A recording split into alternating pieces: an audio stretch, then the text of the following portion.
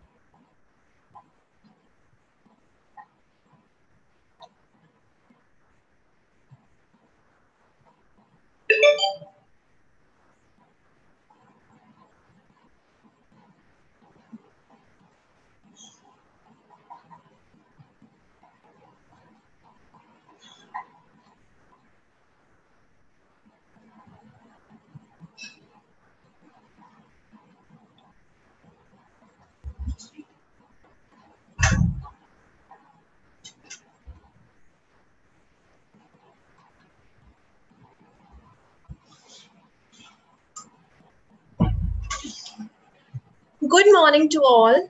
I, Diksha Goyal, on behalf of Maharaja Agrasen Institute of Management Studies, welcome you all in the first session of the final day of this week-long FTP program. The topic for the session is publication in high-impact journals, and the resource person of the session is Dr. Mamta Gupta. I also extend my warm welcome to our Director General, Professor S.K. Garg, Professor Govil, Advisor Mates, and Dr. Ravi Kumar Gupta, Director MAIMS. Now I request convener of our FDP program, Dr. Sanjay Mangla, to deliver welcome address. Over to you, sir. Thank you, Ms. Diksha. At the onset, I welcome you all to the final day of this FTP. It's been going very successfully for past 6 days. Today, we have two technical sessions, which are basically related to publications. And I'm sure that we have been watching and attending a lot of programs which talk about publications. But the unique feature is that in the two sessions, we'll be talking about publications, but specifically in the next session, we'll be talking about book publishing, which is generally missing. So in the current session, we'll be having a good discussion on publications in general, specifically high impact journals. And in the next sessions, we'll be having a good discussion on how to publish books. That is also very important. So on these remarks, I welcome our Director General, Sir, Professor S.K. Garg, Professor Govil, Advisor Mates, and Professor Ravi Kumar Gupta, Director of our institute, and all the participants to this first session of the final day of FTP. Thank you. Yes, Diksha ma'am. Now I invite co-chair of the session, Dr. Charu Mohalla, who is presently working as assistant professor with MAIMS. With more than 15 years of experience in teaching and research, she holds degree in Human Resource Management from Guru Gobind Singh Indraprastha University. She has more than 15 papers published in journals of national and international repute to her credit. Ma'am, kindly introduce and welcome our resource person. Over to you, ma'am. Good morning, everyone.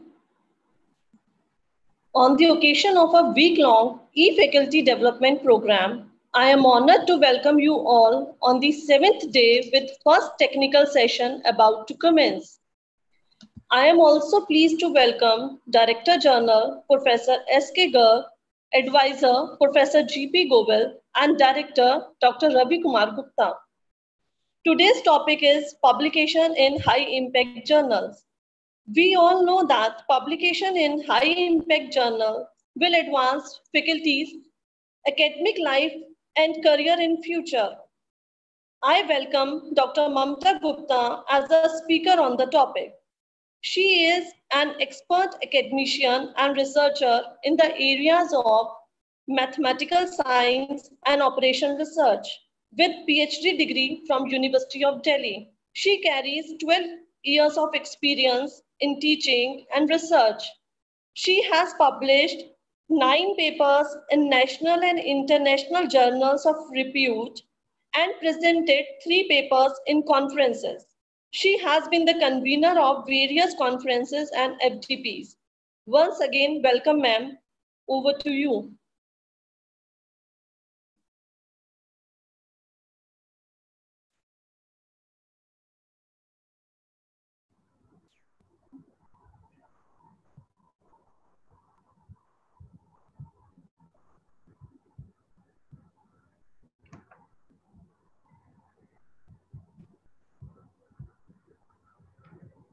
Thank you, ma'am, for such generous introduction and the invite. Am I audible? Yes, ma'am, you are. You are audible, ma'am. A very good morning to all, and my special thanks to the organizing team for providing me the platform for sharing my knowledge. I'll just share my PPTs.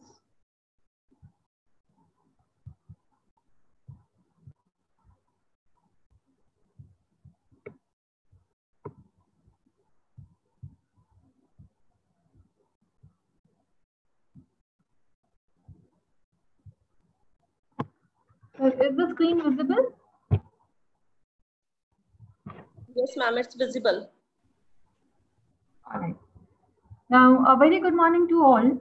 Now, when I start with a session of publication in high impact journal, as we all know that we have been writing research papers and getting them published, but still there are 2 words that evoke instant anxiety in nearly every academician. And these 2 words are research paper. As Professor Neena Sinha in the inaugural speech has rightly mentioned, that it is the need for research which has to be replaced by want for research. The zeal which is missing has to be created for quality research. And no doubt, this is the golden time. This is the right time when we can focus on improving the quality of the quality of the research paper. So starting with the session, initially I'll take up the overview of the structure of the research paper, how it can be amended, how it can be created to be published in quality journals, and later we can move on to the improving the quality of the research paper and publication in high impact journals.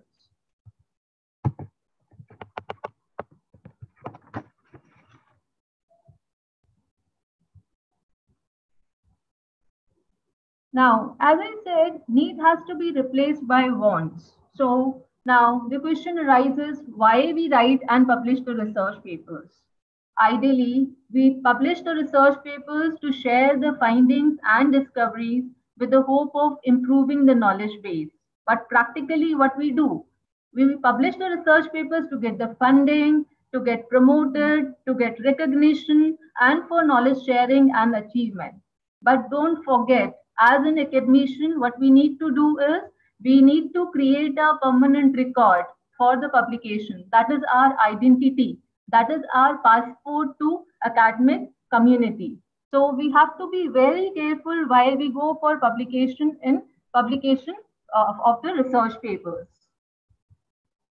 Now, these are the common tips which we usually get when we talk about the quality of the research papers. That is, pay close attention to the spellings, grammars, punctuations, references have to be comprehensive, then read carefully the instructions of authors, know the journals, its editors, and submit the paper carefully. So these are the common tips which we usually get when we try to find out how should we make the quality research papers. Now, let us start with the common structure of the research paper, which most of the scientific, or we say the social science research papers follow. The general structure of research papers is taken as IMRD, where I stands for introduction, M for methods, R for results, and D for discussion. The information moves from broad to specific, and then to broad again. Now, why I said broad to specific and then to broad again? Because the introduction and discussion take up most of the room in your paper, because introduction and discussion relate your research, relate your theory to the practical scenario. Now, it includes the broader aspects, whereas method and results usually being the shortest and most focused sections take the smaller part. It is more of the focused on the results which you have been creating. So methods and results are restricted to the research which has been undertaken. Now, in detail, if we say the introduction should include what did you study, what is known, that is the understanding of the world, what is unknown, what is the gap we want to fill, how and why we fill the gap. Then methods is what did you do, results, what results did you get, discussion, how do the results fill the gap, how does the study advance in the subject area, advance in the field. Then lastly, the conclusion, what does this mean for us to going forward? So in a way, we need to include all these sections and we need to describe these questions, why, what, how, and how will you proceed for these results to advance in the subject area. Now, apart from these four main sections, additional what we need to include is the title, abstract, keywords, and the references. So that means we have title, abstract, keywords, IMRD, that is introduction, methodology, results, conclusions, and references. So this is the main structure of any of the research paper in any of the field.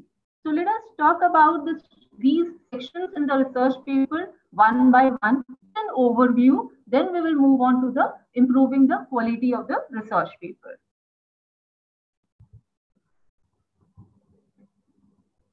Now, let us start with the abstract. Now, online search databases typically contain only abstract. It is vital to write a complete but concise description of the work to entice potential readers into obtaining a copy of the research full paper.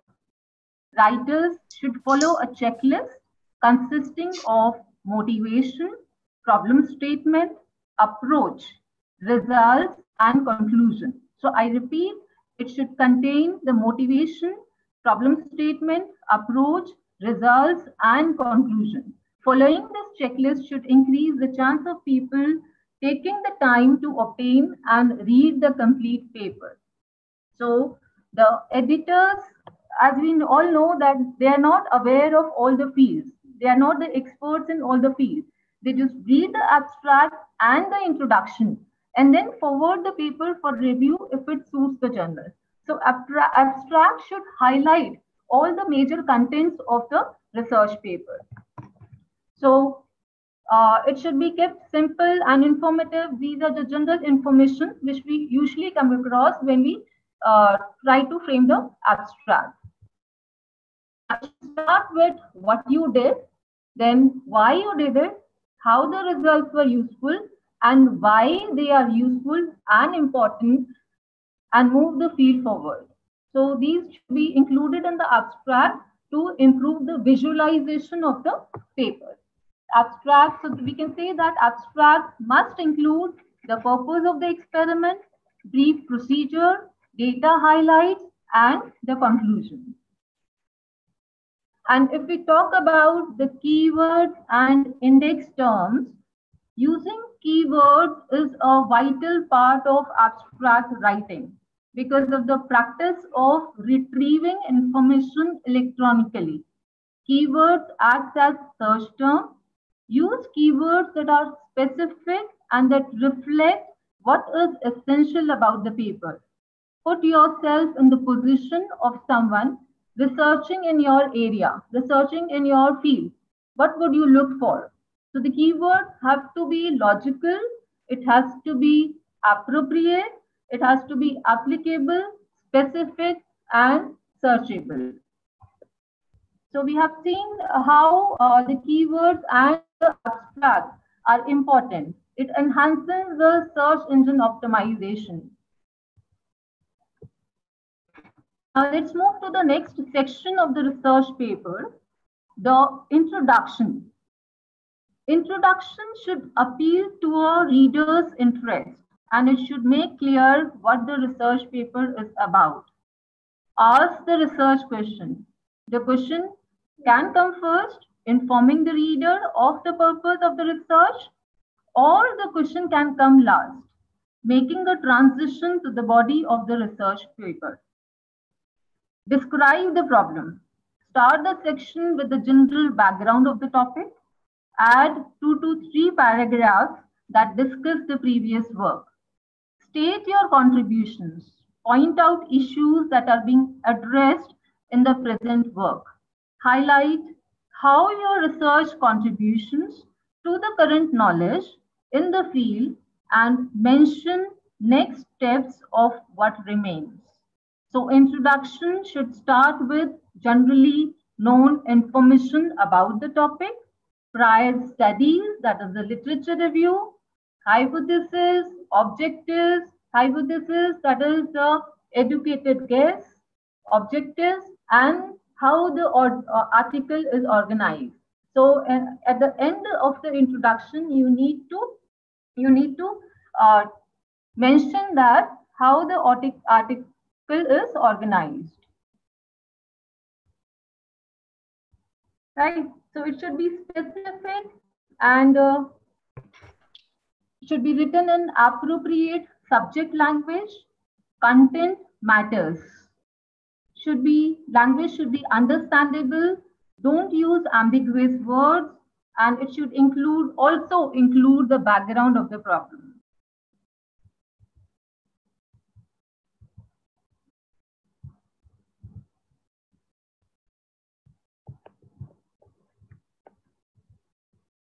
Now, I've taken here an example which shows a research paper which is starting with introduction. As you can see here, we have introduction, and the first paragraph highlights the motivation of the paper.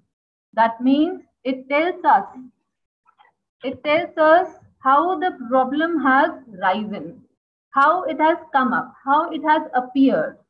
So this is a research paper which is based on economic order quantity. And we all know that EOQ model was developed in 1913. And it has been a century now. Business scenario has changed drastically since then. So the need is to develop a model which would incorporate the parameters of today's volatile business environment. Thus, we should relate our research to the real life scenarios. So it provides the reason, motivation. When you write the motivation of the research paper, it provides the reason why the research has been conducted with the new set of parameters and how it can be linked to the previous studies. So that is how we say that the motivation, writing the motivation in the start of the introduction is must. Now this is another example you can see here, that introduction on literature review, where the introduction starts with the motivation for the research. That is why this research is done. Then we move on to the literature review. And it highlights the variables also which have been included in the research paper. That means the previous variables and the new variables which have been included in the research and what has motivated us to include these variables in the research. So it is providing a linkage also from the previous studies to the current study. Now, move to the in introduction itself. Once we have defined the motivation of the research, then we move on to the literature review. Literature review is one of the most important part of research writing, and it has been quoted in many books. If extensive literature review is done, it covers 50% of the research. And in a few of the books, you may also find it as 90% of the research is done. It is not only about literature review, is not only about studying the variables and the constructs.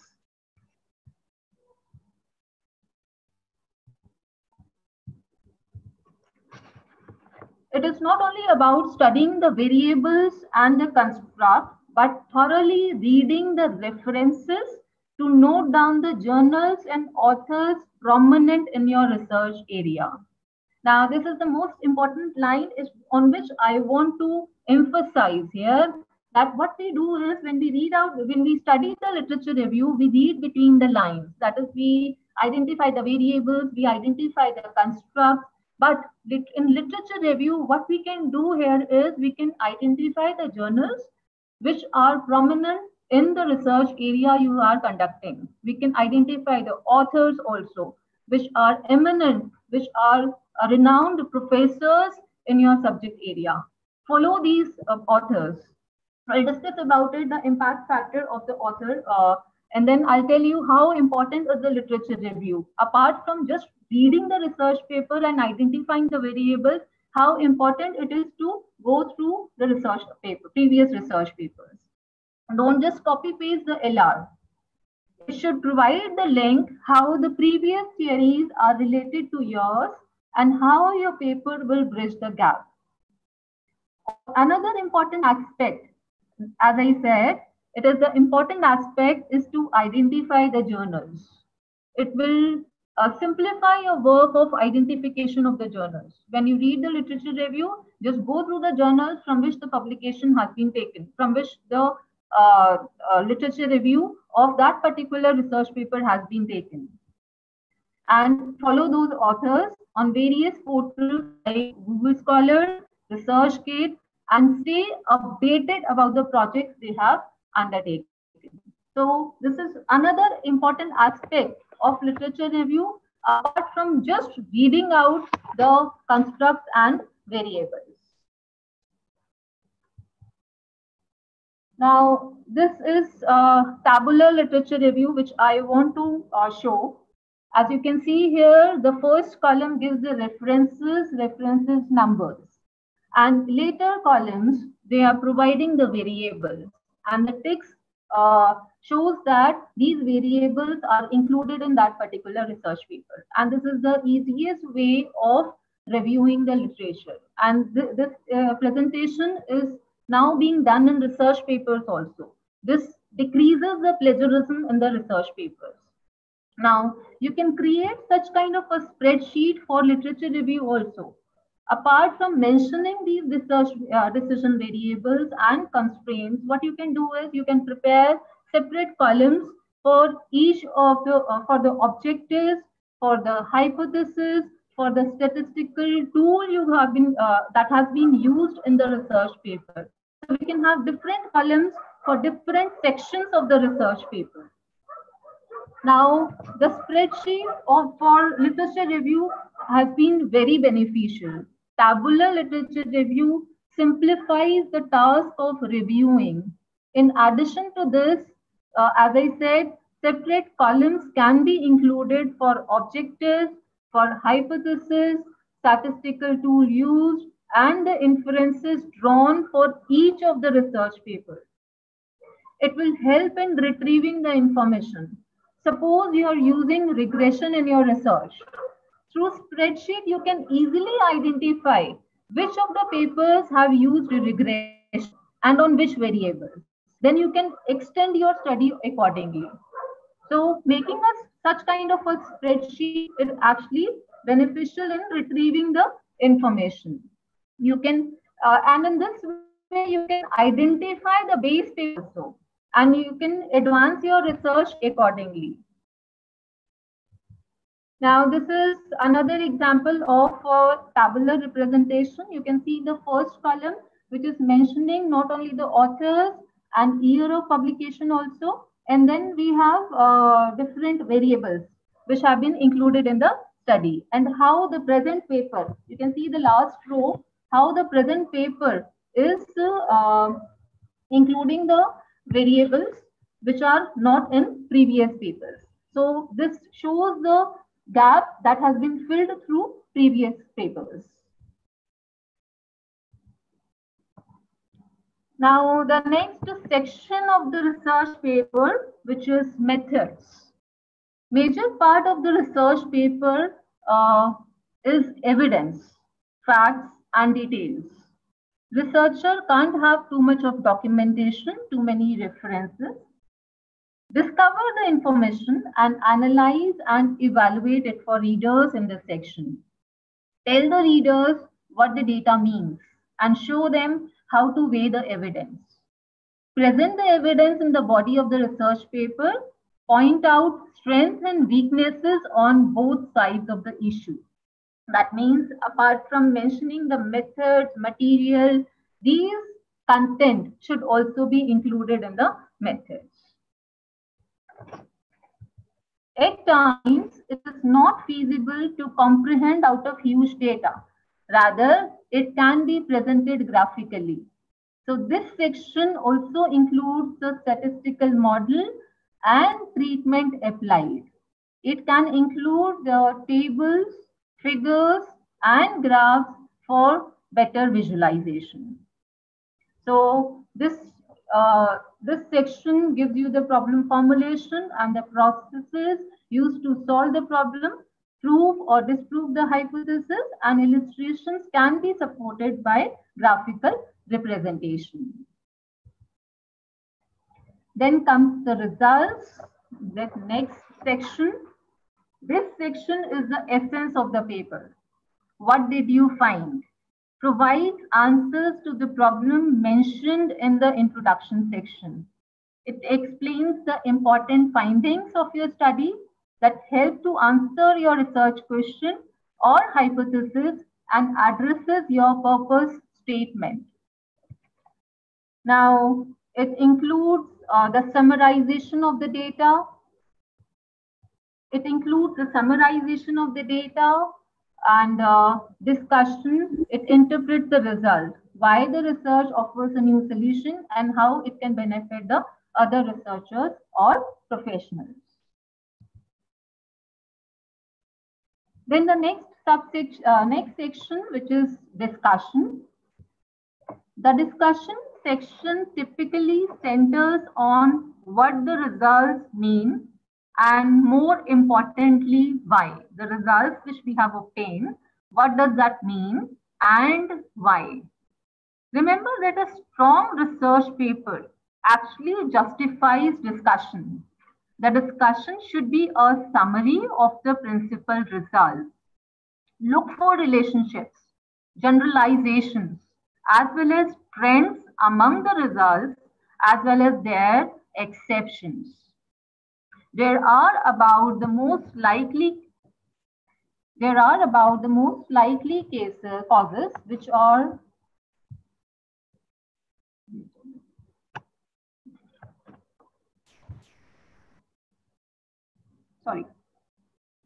so we were talking about the discussion part. It talks about the most likely causes which are found underlying in the patterns resulting in the predictions. There are a host of other questions which the researcher should deal with, such as does it agree or perhaps contradict the previous work? Talk about the implications and possibilities. Remember to add evidence or even a line of reasoning which supports each interpretation. So discussion is about what your finding means and how it relates to the current business scenarios. Now, this is an example of conclusion, how the discussion and the conclusion can be elaborated. Now, as we all know that this conclusion includes the results obtained plus the future direction. As you can see here in the research paper, conclusion is mentioned, and then the future directions are also mentioned, plus the practical applicability of the model. So that means how this model can be applicable to the current business transactions. This has been related with the theoretical framework. Unless you have a Big Bang theory or a Newton's theory, journals may not be interested.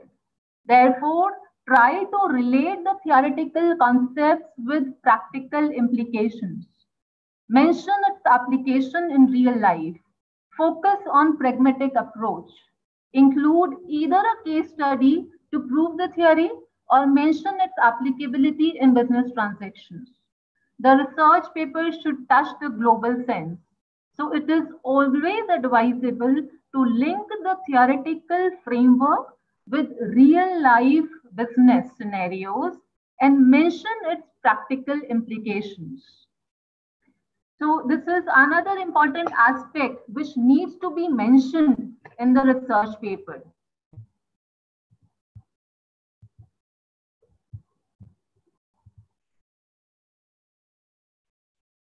Now, the conclusion of the research paper is the culmination of everything written in the paper before the conclusion. That means whatever research you have done before the conclusion, whatever has been mentioned in the research paper, that has to be included in the conclusion. The research question is answered in the conclusion. The conclusion should include one-to-one correspondence between the objectives and their satisfaction. Now, what should not be included in the conclusion then? Do not summarize the paper. Abstract is for that purpose. And this is what I want to stress here, that do not summarize the paper in conclusion. Rather, provide the linkages. That is how the findings can be obtained, how the findings can be related to the current global scenarios, right? So do not summarize the paper. The abstract is for that purpose. Present what have you shown and what it means for the field. Suggest future experiments and indicate whether they are underway. That is future research. Avoid bold judgments about impact. So that means whenever we are going through social sciences research, our results are based on samples, and whenever we generalize it, never make bold judgments out of it, because that is just a generalization through the sample. So this is about the conclusion. Then comes the references. Although there are softwares available for simplifying the reference work, there is no limit to the number of references, but still you should include only those references that directly support to the research work. And it should include whatever the format you have been using for referencing work. You should include author name, article title, publication name, publisher, year of publication, volume, page number, and DOI. Now, this was the structure of the research paper and the sections which can be included in the research paper and how it can be improved. But the usual sequence which any researcher or scholar follows is, we decide upon a working title, start with the problem formulation and methods to solve it, then we move on to the results. That means our base paper has been developed, our working paper has been developed. Then we move on to the introduction part, that is frame how we can link the research we have done with the previous studies. Then the conclusion, abstract, rewrite a working title if required, and then lastly the references are completed in the end. This is the sequence which we usually follow when we create a research paper. Now comes in another section of the session of the presentation, which states that how a research paper is created and how it will be communicated for publication. Now, these are the steps. Once we complete a research paper, when we complete a manuscript, then we move on to the submission in a journal. Now, the question arises, how to select a journal? Now, once we submit we will discuss about it. Once we submit a manuscript, next is going for review. After the review, decision could be the rejection or revision. In both of the cases, we have to in rejection case, we have to resubmit it. In revision, we need to revise the changes which has been given by the reviewer, and then accordingly acceptance of the publication. Right? Now, as I said, now when we submit a manuscript, once it is completed, when we submit a manuscript, now the question arises how to select a good journal.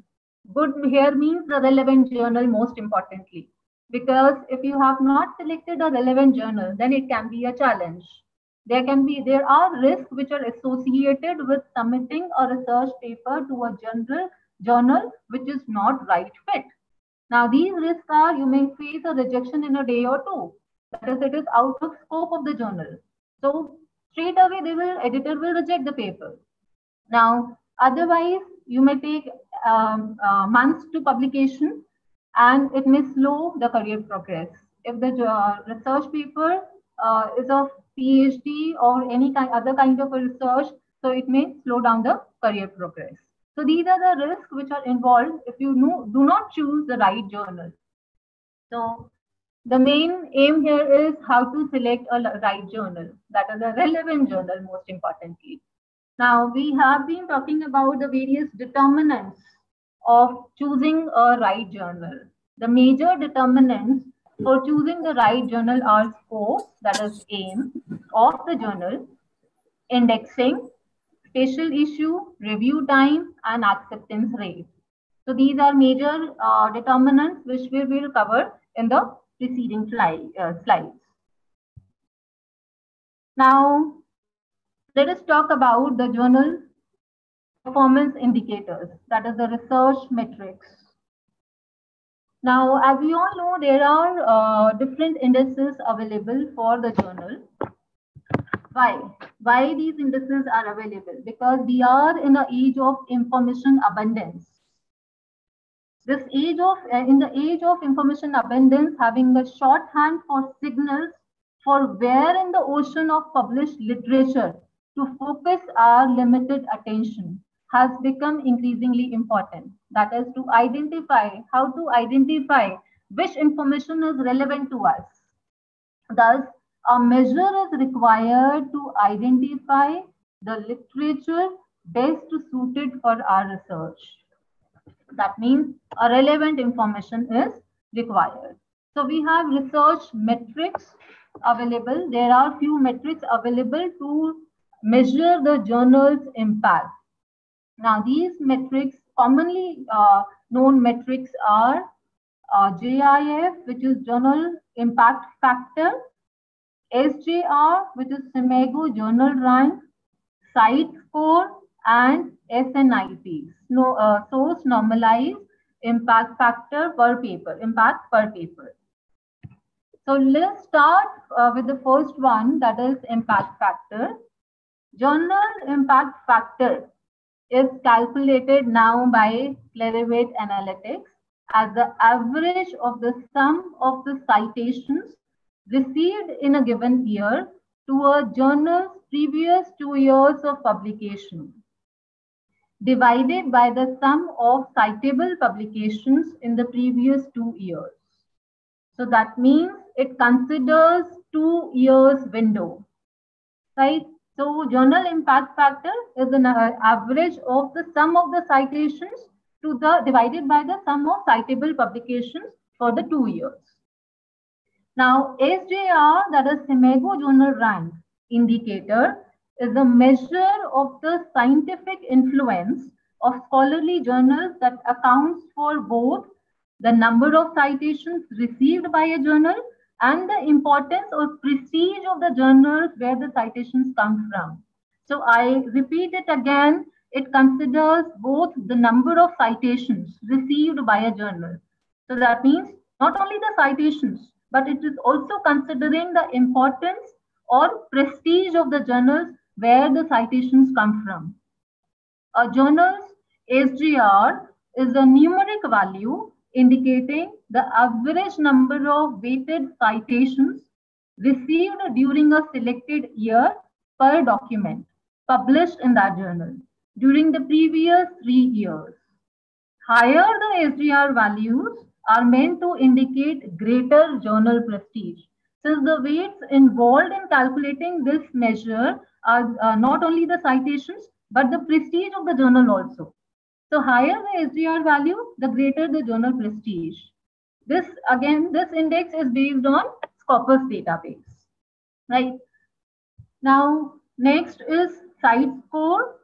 Cite Score is again a Scopus database, is obtained from Scopus database. Scopus provides us with SJR, Cite Score, and SNIP. Now, what are the Cite Score here? Now, previously, impact factor, if I talk about, it considers the 2 years window. And secondly, SJR considers 3-year window, and it also takes into consideration the prestige of the journal along with the citations. Now, the Cite Score, it is the average number of citations received of all the items published in the journal in last 3 years.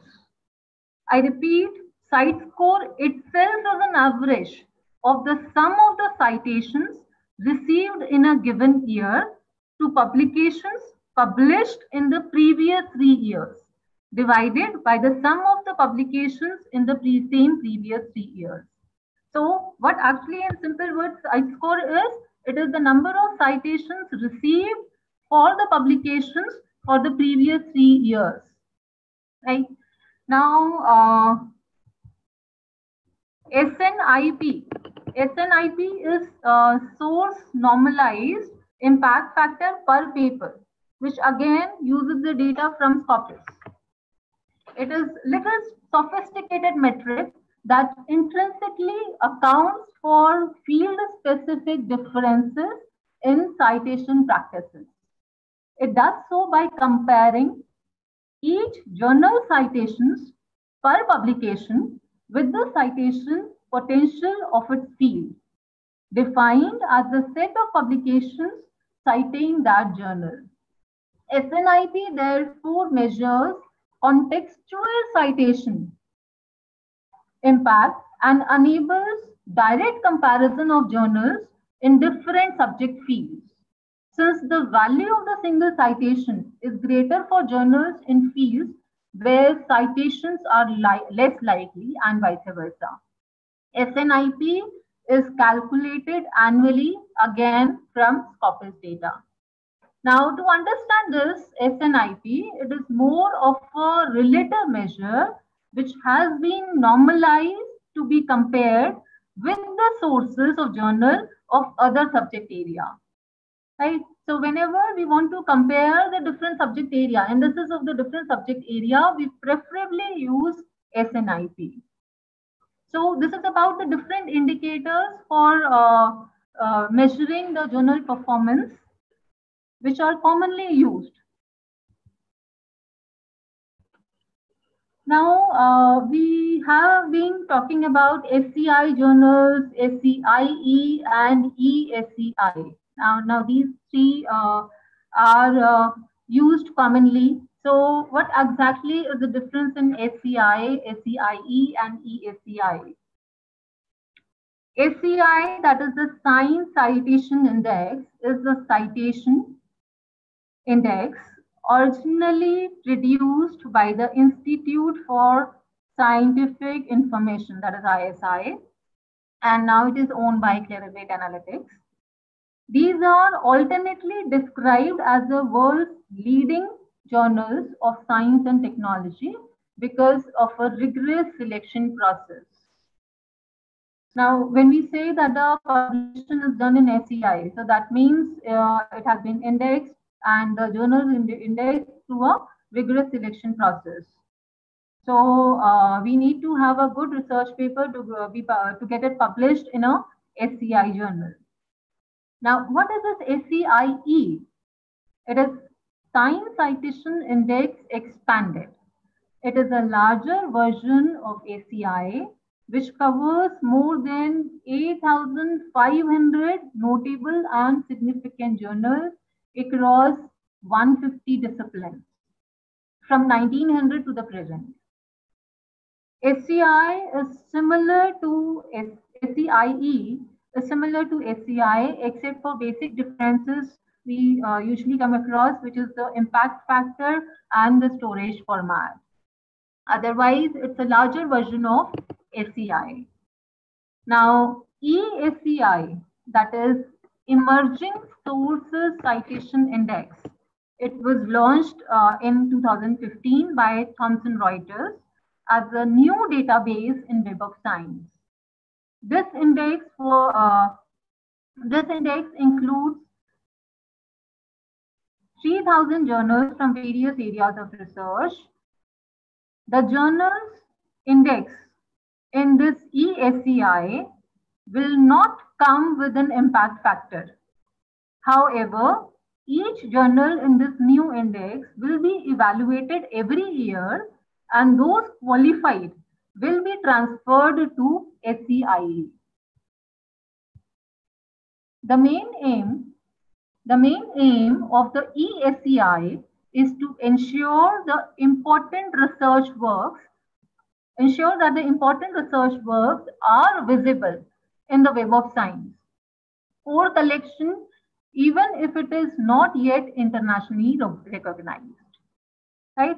So as the name suggests, emerging SCI. So these are not provided with the impact factor, but still they have been scrutinized every year to get and evaluated for impact factor if they can be included in SCI. Now,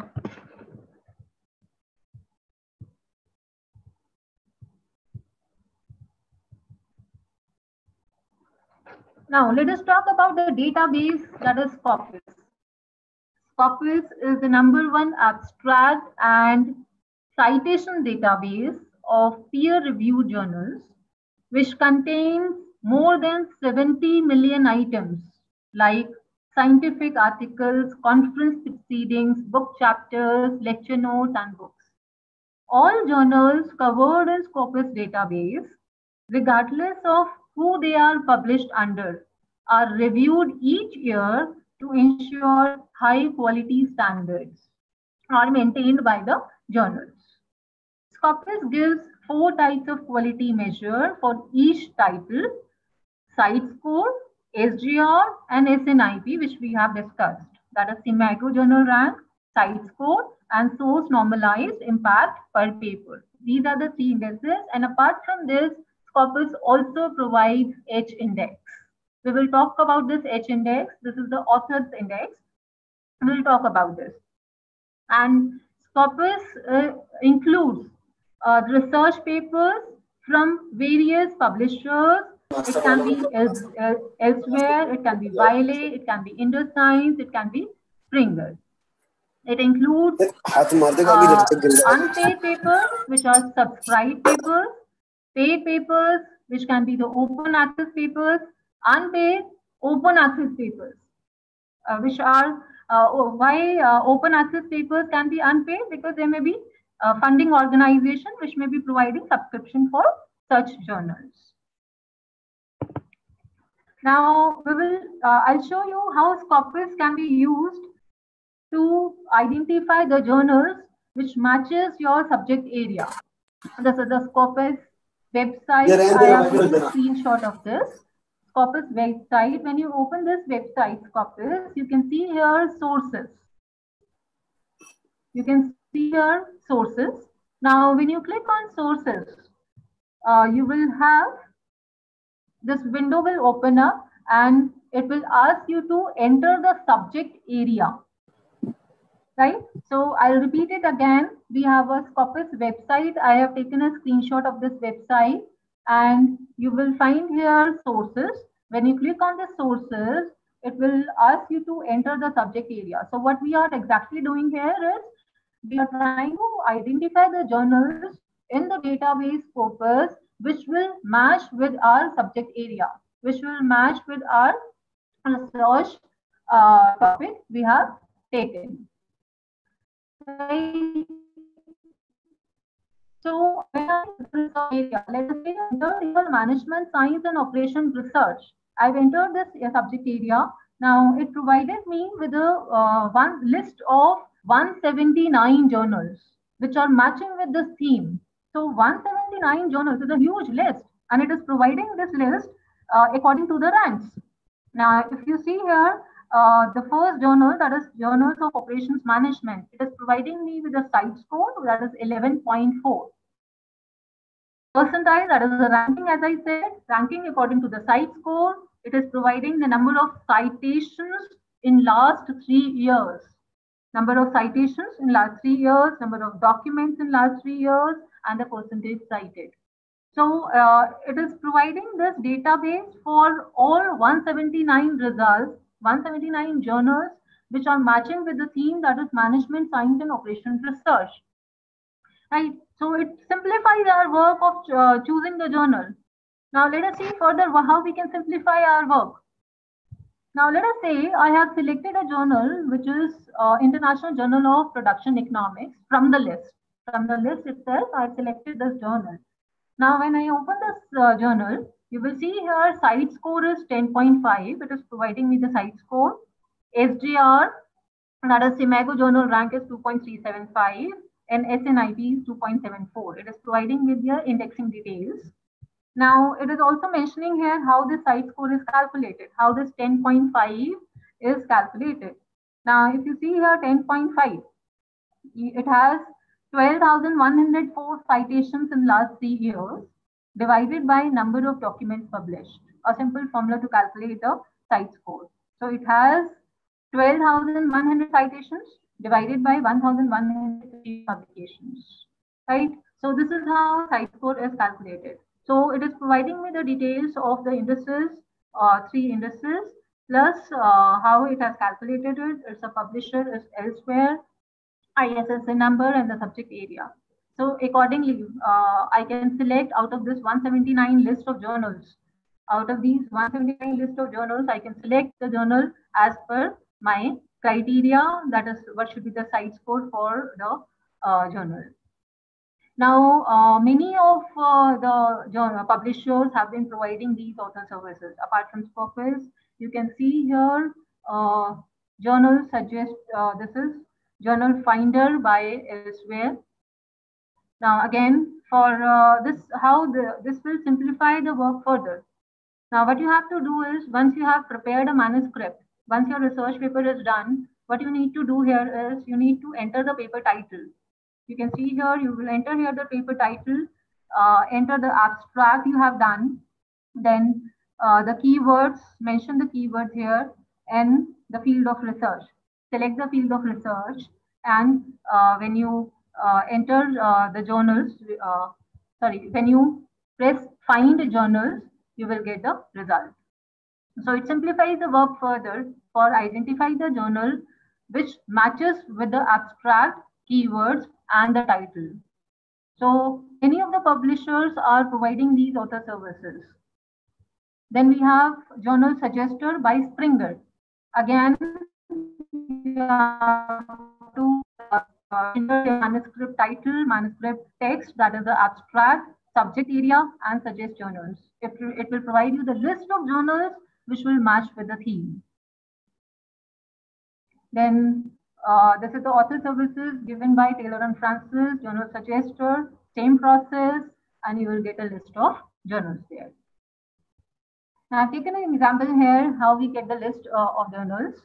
I have included the abstract. This is the elsewhere journal finder. I've included the abstract here. You can see above the abstract, Then I've included the keywords and the field of research. So what I require here is, I've mentioned here the abstract, the keywords, and the field of research. Now, what other options? You can also refine your research, and you can, by mentioning other things, which are Cite Score, impact factor, time to first submission, and time to publications. So it gives you options to refine your research. Apart from mentioning the abstract and keywords, what else you can do is, you can mention what Cite Score you require. Now, what impact factor you are looking for, and time to first decision, and time to publication. So in this case, what I've done, I've included the abstract, keywords, and the field of research. Then Cite Score I've taken as 10, impact factor up to 3. Then time to first decision. Time to first decision is, when will the first review come to me? So that I've taken as 16 weeks, and time to publication I've taken as 43 weeks, right? So this is what I've mentioned. And then when I click on find journals, it will give me a list of the journals according to my selections. Now the list of journals which will match to the abstract, which will match to the keywords, plus the options I have selected, that is a Cite Score, time to review, time to acceptance, and so on. So it has provided me with a list of 15 journals, right? And for these 15 journals, you can see here Cite Score, impact factor, acceptance rate, time to first decision, and time to publication has been mentioned, right? So it simplifies the work. Once your manuscript is done, you can use the facility provided by the publishers. Refine your search according to the Cite Score and time to first decision and publication type you want. And accordingly, you can select the journal. And don't select a single journal. Keep up to 3 choices with you. In case first journal is not accepting, move to the second choice. Move to the third choice. So keep at least 3 journals selected from this search. So this is how you can identify the journals from the websites. Now we were talking about the H index which has been provided by Scopus. Now till now we have discussed the impact factor of various journals. That is the indexing for various journals. Now let us move on to the impact of various authors, of the author. Now this is also important part in research. We have to create this impact. Now how do we create this impact? Now there are indices available for authors also, depending upon the publications done by the authors and publications are in which journals, right? So accordingly, we decide. Accordingly, the indices are calculated. Now let us start with the first one, that is H index, that is Hirsch index. This index is based on the set of the researchers' most cited papers and the number of citations that they have received. A scholar with an index of H has published H papers, each of which has been cited by others at least H times. Thus, H index reflects both the number of publications and the number of citations per publication. Now, supposingly an author has H index of 5. It means 5 of his articles have been cited at least 5 times each. H index varies for various author profiles at different websites. It may be different for Google Scholar, it may be different for Scopus, for ResearchGate, because different portals take into consideration different journals. Right? So we will see how this H index is calculated. Now, next index is G index. G index is a modification of H index to give more weight to highly cited papers. It is defined as highest number G of papers that together receive G square or more citations. That means what it is doing is it is squaring the number of citations. So the paper which has received the more citations will be given the more weight, right?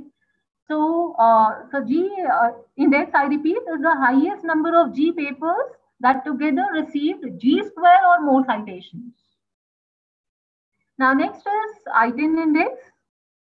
It is the number of publications with at least 10 citations.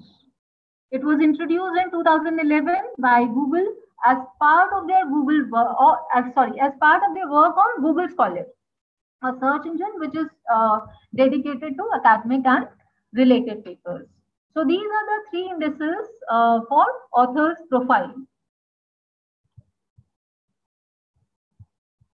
Now let us see how these three indices are calculated. We have 9 papers here with their respective citations. First paper has 14 citations, second paper has 12 citations, and so on. Now let us talk about the first, that is H index, how it is calculated. H index is calculated. Now H index, as I said, I repeat it again. H index is it is H publications with at least H citations. So if we go for 5th publication, we can have 5 publications with at least 5 citations, right? So H index here will be 5. We cannot go for 6 because we will have 6 publications with at least 5 citations. We cannot go for 6. It will have 5 publications with at least 5 citations. So H index here is 5. Now the second index was G index. G index takes into consideration the top G articles received at least G square citations. Now, if we take this example, we have, if we sum up the squares of this, if we sum up the squares of these citations, so we have 14 square, so we have 14 square plus 12 square plus 9, sorry, if we sum up the citations, that is 14 plus 12 plus 9, down till 7. So 7 square is 49 and this comes out to be 56 corresponding to 7.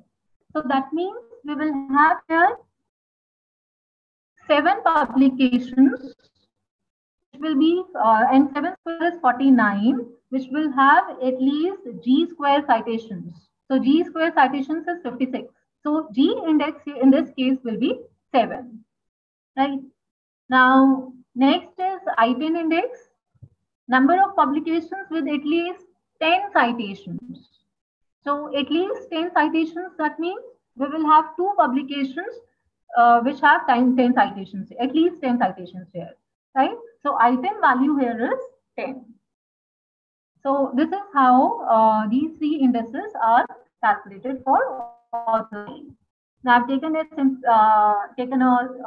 screenshot again of a renowned professor from Delhi University. I am honored to be his student and he's my mentor, and it is his author profile on Google Scholar.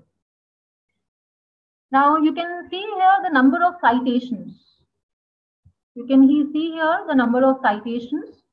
Number of citations, this is the author profile. Our author profile gives the designation verified email. This is also one of the important aspects. When you create an author profile, it has to have the verified email, that is your institute email. Then the key areas in which he has been working. Then you will have title of the research papers with citations and the published year. Now, number of citations here is, you can see 3,829. H index is 26, which means he has at least 26 papers which have, he has 26 papers which has at least 26 citations.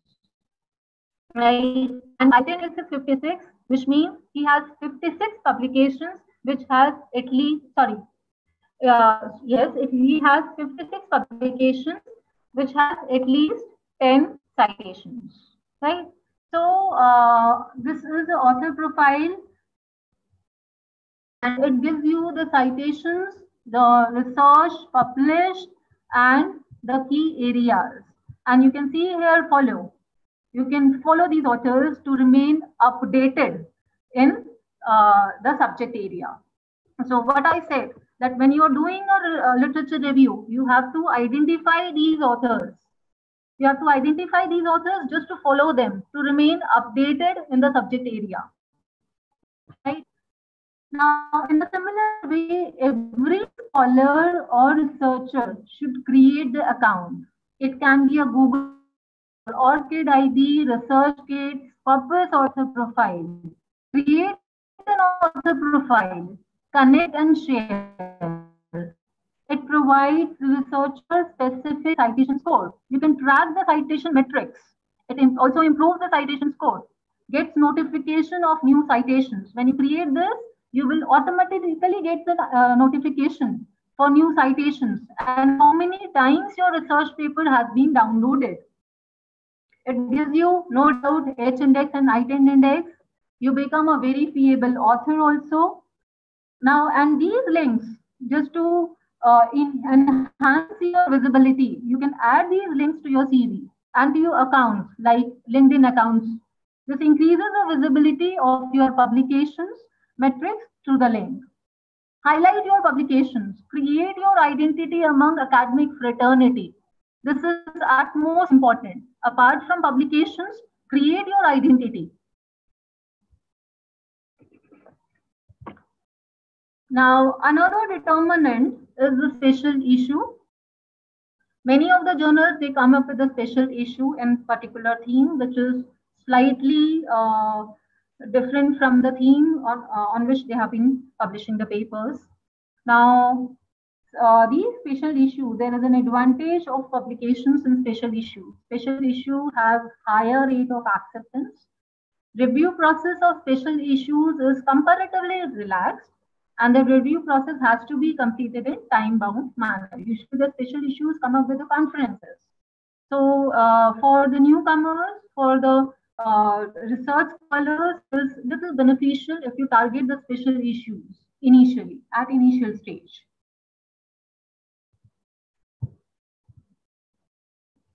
Now, we have been talking about the impact factor, but aren't we truly dependent upon the impact factor? And we have seen that there is more than one type of impact factor. Now, impact factor is not enough of a metric. There should be other determinants also, which we should consider while selecting the journal. Now, we have been talking about open source journals. Open source journals have high impact factor, reason being, comparatively high impact factor, reason being because of their free availability. Any of us can download the paper from open source journals. So their impact factor, no doubt, is been higher than the subscribed journals. Right. Now, apart from impact factor, we should look for other determinants also while selecting the journal. We should go for editorial board, editors in the journal. We should look for the average time to publication, average time to accept and reject the notification. If you have noticed in a research paper, on the front page of the research paper, either on left or right, they mention there that the research paper was submitted in so and so month, and then it was reviewed in this month and was accepted in this month. So it provides you an idea when you do the literature review. It provides you an idea about when, in how much time a research paper has been published, in how much time it has been reviewed. So this is also one part which you can go through while you do the literature review. Other determinants you can consider here is the age of the journal, frequency of issue, right? So you can use the literature search to shortlist the journals which publish the articles like yours. That is the subject area which you have selected. Now, one important thing which I want to emphasize here is prefer the journals which does not charge. When you are doing the research, it's your baby. It is your research. It is your work. Charging money for publishing is unethical. For our reason, we should not pay any. So we should avoid getting our research published in the journal which charge for it. That should be discouraged. In fact, I prefer not to review the papers for such journals also. So you have done the hard work. Why do you need to pay for it? So prefer journals which does not charge. Now let us move to the conferences, another aspect which is the conferences. Now it is always advisable to present your paper at the conference or lecture series conducted at the institute. Now it is a common practice now that institutions are coming up with lecture series which are conducted weekly or weekly basis, and you can present your paper there because you have academic fraternity and there is a good possibility of getting a good feedback, relevant feedback. Or otherwise, conference would be a good option. But before selecting a conference, look for appropriate theme and organizer.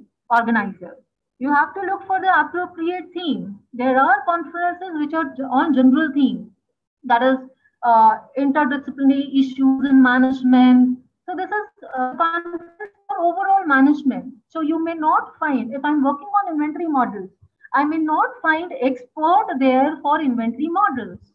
Rather, I would prefer to go for a conference which has the theme of operations management. So look for the theme, because your focus of getting relevant feedback on the paper will not solve unless you go for the appropriate theme. So look for the theme and the organizer when you select a conference. It has benefits, it provides networking with the like-minded people, but it will be there only if you go for a selected theme of the conference, and it is one of the best platforms to critically assess the research. So these are few benefits of attending a conference. Now for research scholars at least, the conferences, they should present their paper in conferences or the lecture series which is held in the institute to get the genuine feedback. Now let us come to the submission part. We have created a manuscript with the changes we have done in the manuscript. That is, we have focused on the literature review. We have focused on the conclusion part. That is, include the practical applicability of the model you have developed. Then we have moved to the journal selection, that how a journal can be selected once your manuscript is created. Now let's move to the submission part. Now review the instructions for the authors. Check the article adheres to the guidelines. Proofread it one last time. Check the citations. Check the tables and figures is accurately cited. And if your journal says the word limit of 6,000, do not make it to 6,100. Right? You can make it to 5,900, but not to 6,100. So this is the submission, general submission criteria. Then the general criteria for review.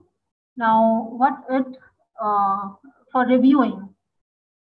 When you give your submission, when you give your manuscript for reviewing, so these are the points which come to the mind of the editor or the reviewer. Does it address a new and important problem? Is the material original? Are the methods valid? Do the conclusions make sense?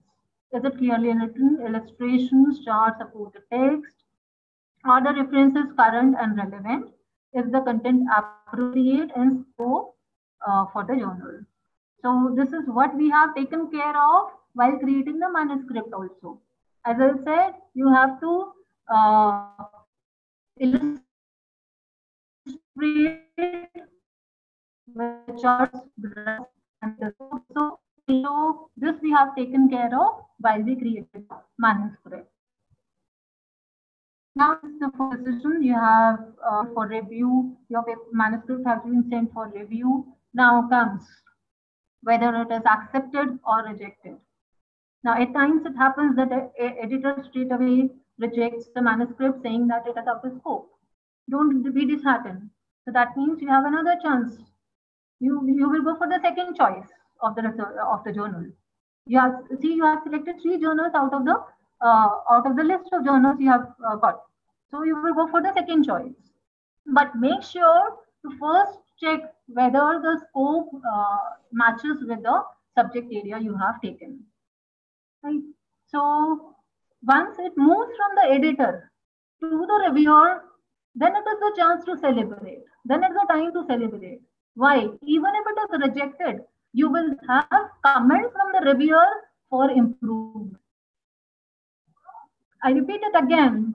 Once the research paper moves from editor to the reviewer, so that means you should cherish that moment, because either the paper will be accepted, or it will come with minor revision or major revision, or it will be rejected on some criteria. So that means you will obtain the feedback from the reviewer for improvement, right? So improve the paper. If it is rejected, improve the paper and then move to the second choice. If it comes with a minor revision, take the revision criteria seriously. Do the revision and resubmit it. Right? Right. So no matter paper is accepted or rejected, reviewer is expert in field, an eminent researcher. So his comments should be seriously incorporated. Now,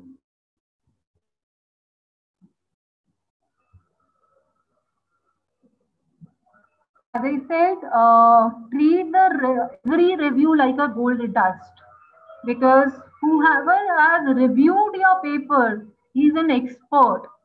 He's giving time to your paper. Now, we have been doing research in mathematical terms. We have equations all over the paper.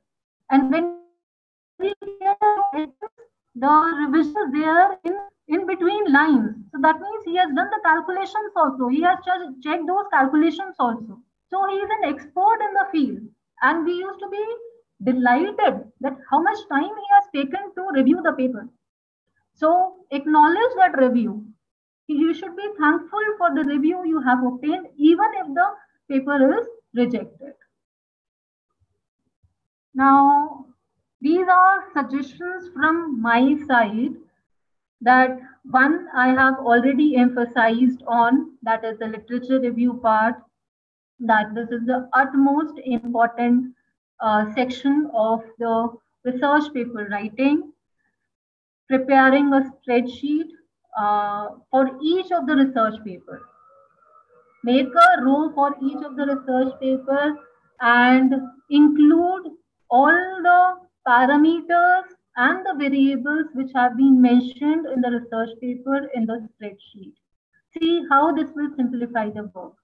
And include the tabular literature review to avoid the plagiarism also.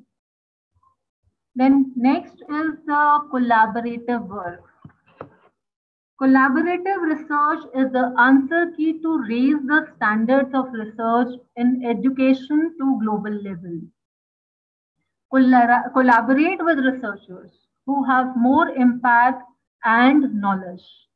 Collaboration helps in effective exchange of ideas and eases the burden of whole research. So I would emphasize on this another aspect, that be active in contributing to work and be active in seeking out contributions. So that means collaborate with eminent professors. Identify the professors. 2 important things which I have given in literature review. Identify the journals, follow those journals, identify the professors, follow those professors to remain updated in the research. Collaborate with them. Do the work and collaborate with them. You will receive valuable inputs from those eminent professors, renowned professors in those fields. So this will help you. You will not be doing the entire burden of the research, but still This will be helpful with you. This will increase your networking in the research area. So this is another aspect which I want to focus, that is collaborate with national or international professors, with eminent professors. Now, you are rated by what you produce, not by what you attempt. So this I've quoted here, reason being, as I said, you should not be disheartened by the rejections you receive for the research paper. Take the initiative of submitting them in impact factor journals. Because when you get the acceptance from such journals, you do not count, you do not go back and find out how many times it was rejected. And with every rejection, you improve the paper. So do not be disheartened. So you are rated by what you produce, not by how many times you have attempted for this paper. So keep on improving with the paper and publish a good quality research paper. And lastly, publish or perish. And this is what has to be taken in mind at this time, because you have enough of time right now. We have golden time in which can be utilized to publish good quality journals. And when we appear in the colleges after this lockdown period, when we move to the colleges, then you yourself will ask yourself, what I have done, what is the output? So you need to work on it. You need to go for quality and good research papers and get them published in impact factor journals. Now, from infinity is born infinity. When infinity is taken out infinity, only infinity is left over. This we all are familiar with the role of infinity. That is, we as academicians have a role of spreading the knowledge.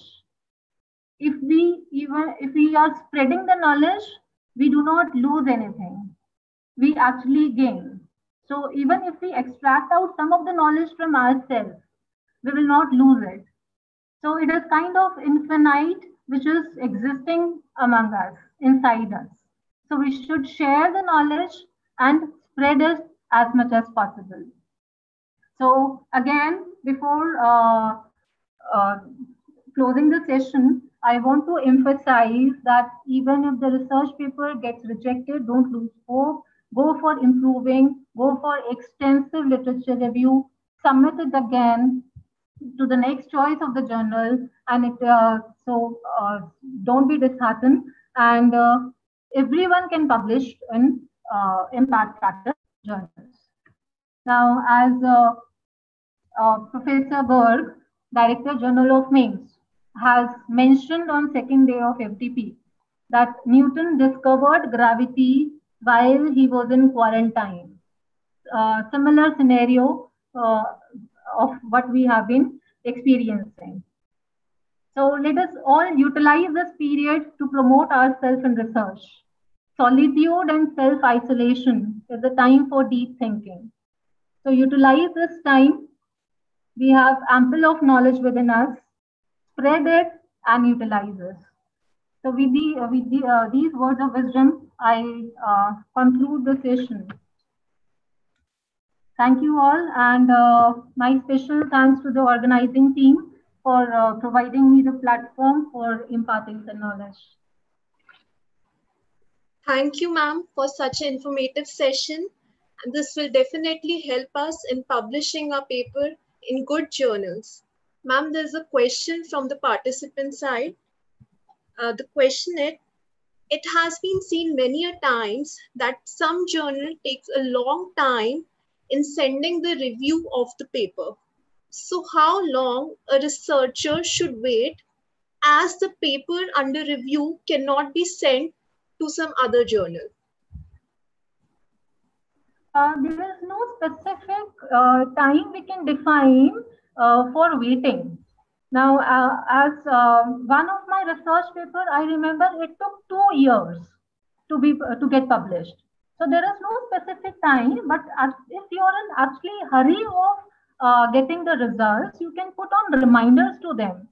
You can remind them that either send us a review or we need to take back the paper and submit it to some other journal. But there is no specific time, but many of the journals, reputed journals, they take time to get the review. Thank you, ma'am. Thank you so much for such a wonderful session. Now I invite Mr. Vivek Kuchal, our faculty from MAIT, to share his view on the subject.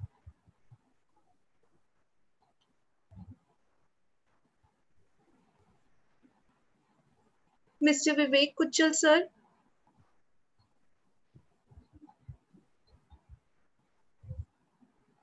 Good morning, everyone. Am I audible? Yes, sir. Okay, very good morning to everyone. And first of all, let me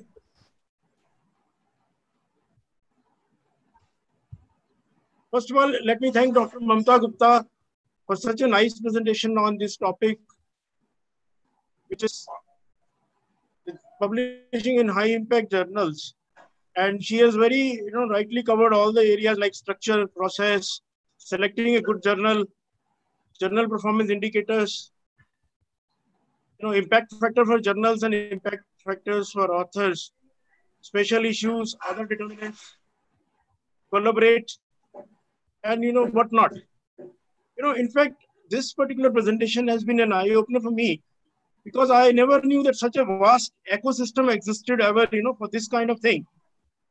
And since I'm from an industry background, I really cherish these kind of things, that with such a vast scale of research, knowledge, and expertise available in our country, there is an opportunity for all of us to do more and more things in times to come and solve the problems of the country.